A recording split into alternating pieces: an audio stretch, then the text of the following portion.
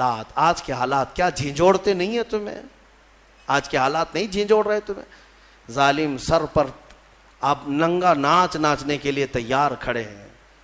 وہ دن تمہارے سامنے آئیں گے, تم دیکھو گے کہ بچوں کے خون سے یہ ہولی کھیلیں گے.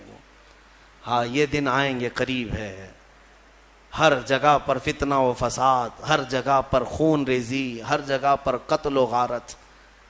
حضرت نعمت اللہ شاہ کرمانی 800 سال پہلے کے ایک بزرگ ہیں, ان کی پریڈیکیشن بہت مشہور ہے. انہوں نے جو پیشن گوئیاں 800 سال پہلے کی تھیں وہ سب کی سب آج ثابت ہوتی نظر آ رہی ہیں. انہوں نے ہندوستان کے پورے حالات کے بارے میں پیشن گوئیاں کی ہیں, ان کی پوری کتاب موجود ہے فارسی میں. انہوں نے اپنے زمانے کے بعد ہونے والے حالات میں سب بتایا, کون سا بادشاہ آئے گا, کتنے سال حکومت کرے گا, کیا کیا ہوگا, اور آج کے حالات تک انہوں نے بیان کیے. اس میں انہوں نے ایک بات یہ بھی بیان کی ہے, میں یہ نہیں کہتا کہ ہم جو ہے آنکھ بند کر کے ہر چیز پر یقین کریں گے, مستقبل جو بھی ہے وہ اللہ کے دست قدرت میں ہے, اللہ ہی بہتر جانتا ہے. لیکن بزرگوں نے علم لدنی سے, اللہ تعالیٰ کا جو خاص علم انہیں ملا ہو, اس سے کبھی کبھار کچھ باتیں بیان کرتے ہیں.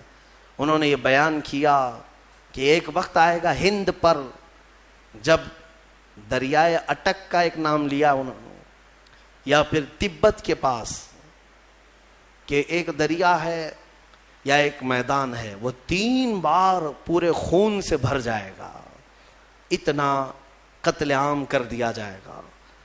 سوچ سوچ کر کے کبھی ہمارے رونگٹے کھڑے ہو جاتے ہیں.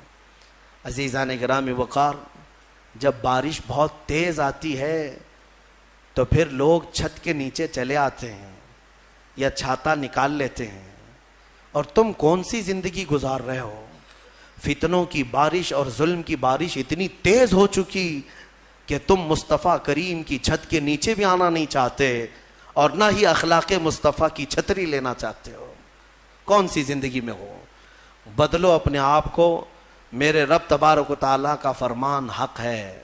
ورنہ حالات ہم نے یہ بھی دیکھے ہیں, زندگی تمہاری 80 سال کی ہو جائے, اگر ایک جگہ بیٹھ کر کے تم انتظار کرتے رہے تو کچھ تبدیل نہیں ہونا ہے. وہ خالق اسباب ہے, ساری چیزیں اسباب پر رکھا ہے. مولا اگر چاہے تو ڈائریکٹ آسمان سے تمہارے منہ میں روٹی ڈال دے, لیکن اس کی مرضی ایسی نہیں. اس کی منشا یہ ہے کہ پہلے بیج بو, پھر فصل آئے, پھر اس کے بعد کٹائی ہو, پھر اس کے بعد پسائی ہو, پھر آٹے کی گندھائی ہو, پھر اس کے بعد روٹی بنے, پھر توے پر جائے, پھر پک کر تمہارے منہ میں آئے. اتنی منزلوں سے گزار کر کے تمہارے منہ تک لاتا ہے. لیکن کیا وہ ان منزلوں کا محتاج ہے؟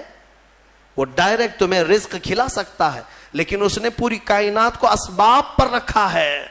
اس لیے میں تمہیں سمجھا رہا ہوں کہ صرف اور صرف تم اس یقین پر نہیں رہنا کہ ہم ان کا دامن پکڑیں, ان کا دامن پکڑیں, سب ہو جائے گا.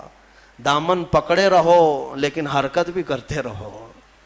ہاں, بغیر حرکت کیے, مثال کے طور پر سمندر میں آپ تیر رہے ہو, چاہے اچھے سے اچھے تیراک کا دامن پکڑے رہو اور اپنے ہاتھ پیر ڈھیلے چھوڑ دو, اس کو بھی لے جاؤ گے تم. اس کے لیے کیا ہو جاؤ گے؟ میرے عزیزو, آپ اپنے ہاتھ پیر تو چلاؤ, عمل کے میدان میں آپ خود تو آؤ.